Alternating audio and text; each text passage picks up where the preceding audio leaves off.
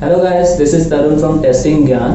As of now, we know how we can test our APIs. That is by simply sending a web request and then verifying its response.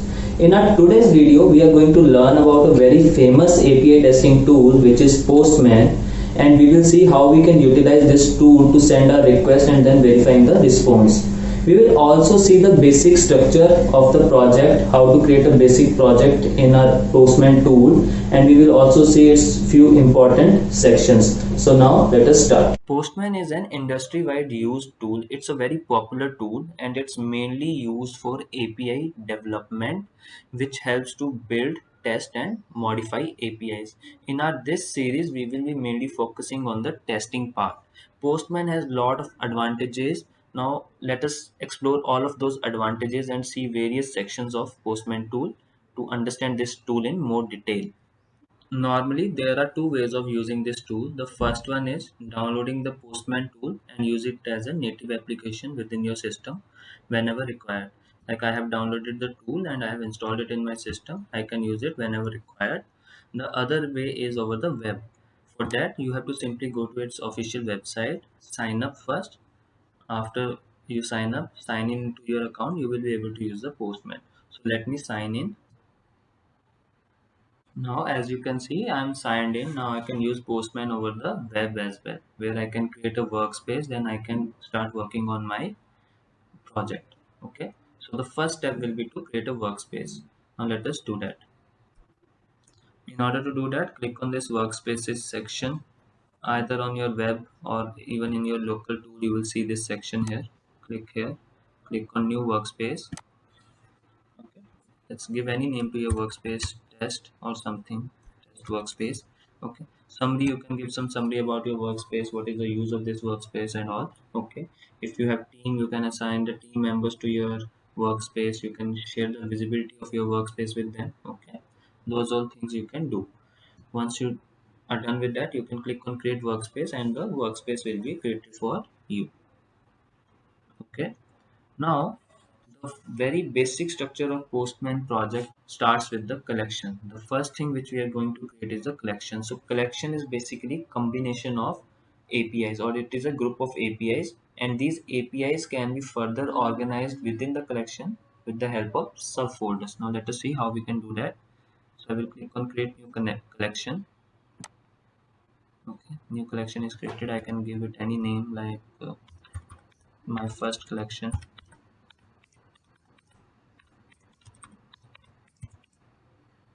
Okay, then within this collection I can create a subfolder. I can also directly add the request, but to organize my request in more user specific criteria, we can create the subfolders. So let's create a subfolder. So this subfolder, I can name it as per the APIs which I want to include in this folder. That is, I can categorize my APIs based on this folder. So let's say the name of this folder is weather APIs. Okay, so you can see my folder is renamed to weather APIs.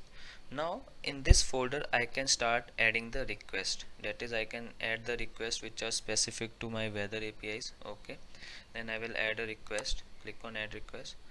Okay, so what is a request? Request is simply a way to communicate with the server resources. As we all know that in API testing we are going to verify the response received from the server resource, and how we are going to access that particular resource. The way of doing it is via the HTTP request. So there are different type of request methods available: get, post, put, patch, delete. We will be covering all those methods in more detail in our coming videos. For now, let us consider on the basic structure. Okay, so I'm going to rename this request to like get weather detail. Okay, now in order to hit that request, in order to hit that server resource, we basically should have the resource URI. Okay, so I'm having this resource URI with me, where I'm going to get the weather details of London. Okay, so you can see I have added this resource URI. Now in order to access this particular resource URI, I should be authorized as well. Okay, so in order to do authorization, like we are having a authorization section in Postman where different type of authorizations are available. Okay, authorization methods are available, we can use that. And in this case, sometimes what happens, we even pass some detail along with the resource. Okay, so these are your query parameters. So whatever the query parameter I'm going to add here will be appended along with my resource URI. For example, this is the API key to access my resources from the weather APIs. Okay, so I will add this app ID API key to my query parameters.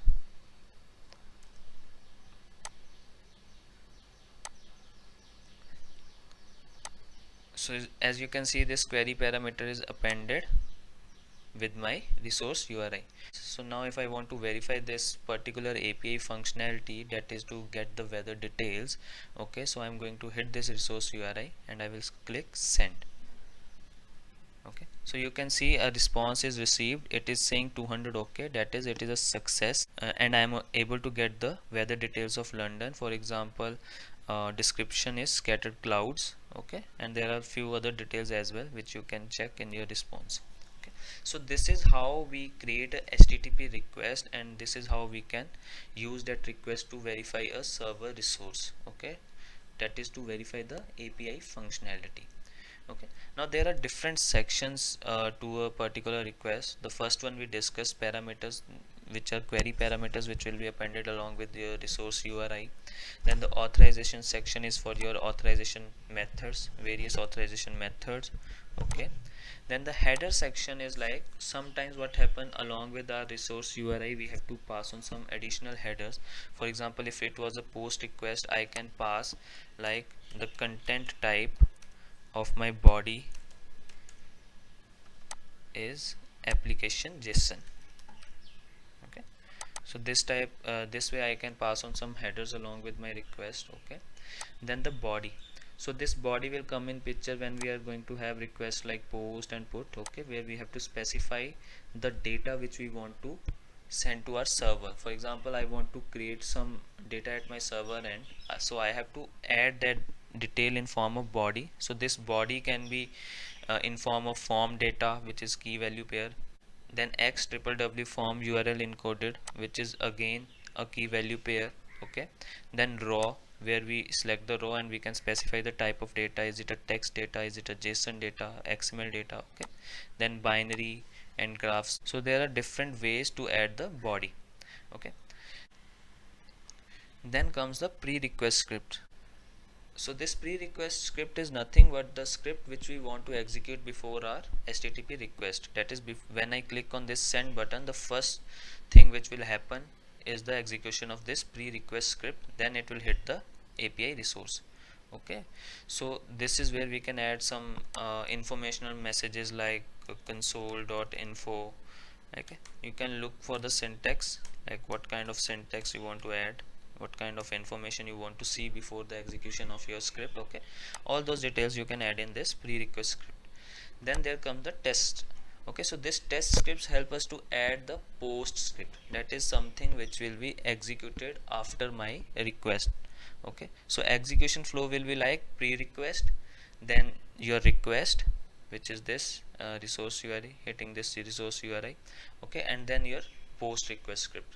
Okay, in the settings section, mainly you can specify the settings specific to your request, like you can enable this SSL certification verification, or even you can disable it. Okay, there are few other settings, so you can have the settings at the request level as well. Okay, so this is how you can add a HTTP request in Postman. Now the next important section in Postman is environment. Okay, so why we need this section? For example, you are working on a HTTP request, in your project you have added few HTTP requests. Now those HTTP requests were created on the QA environment. Okay, but in future some requests came to test those requests in some other environment, maybe the dev environment. So your request methods will be same, but the thing which can change is your test data, your request data basically. Okay, so to handle your data as per your environments, multiple environments in your project, you can add an environment here. If I click on new environment, okay, I can give the name of this environment like QA environment. Okay. And here I can add the variables as per my requirement. For example, if I create a variable API key, okay, and I will give its value like the value which I used in my request. I will not hard code the value now in resource URL. I will simply add it in the environment variables.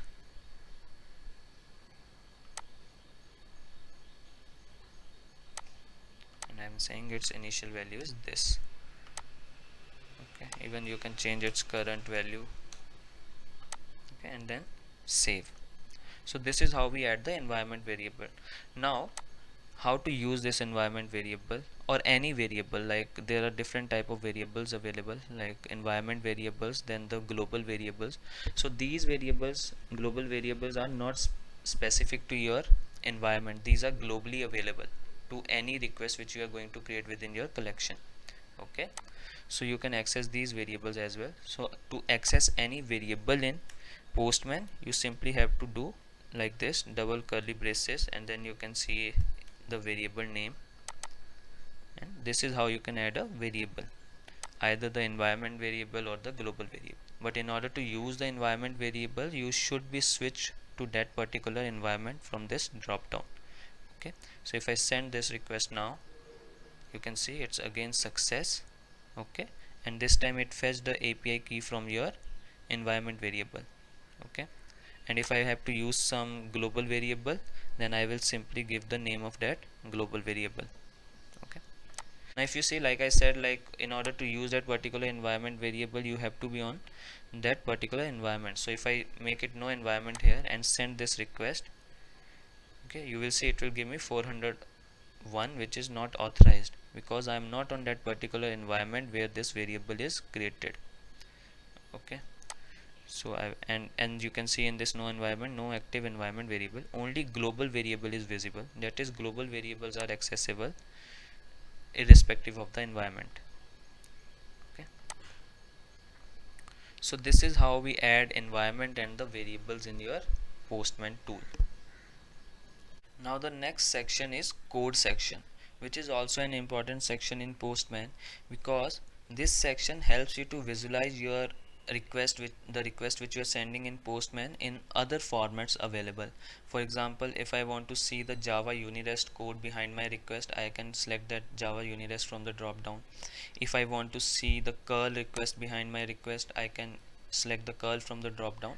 So basically it helps us to see the code behind our request. Okay, and you can use this drop down in many ways, like whenever required. So this was all about Postman, its basic overview, how to create requests, how to use variables, how to use different sections of the Postman tool. Okay, I hope you guys are able to understand. In case of any questions, please let us know over the video comments. We will try our best to answer those queries. Thank you.